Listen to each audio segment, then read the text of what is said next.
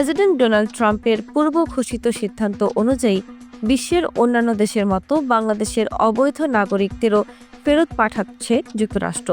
দেশটিতে অবৈধ হয়ে পড়া বাংলাদেশের নাগরিকদের সংখ্যা কত আর কবে থেকে তাদের ফেরত পাঠানোর প্রক্রিয়া শুরু হবে তা জানায়নি যুক্তরাষ্ট্র।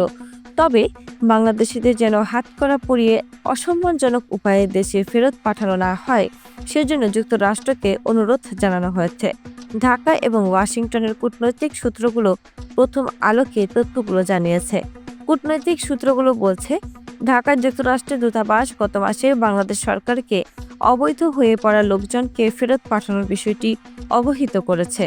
এ ব্যাপারে সরকারকে একটি কূটনৈতিক পত্র পাঠানো হয়।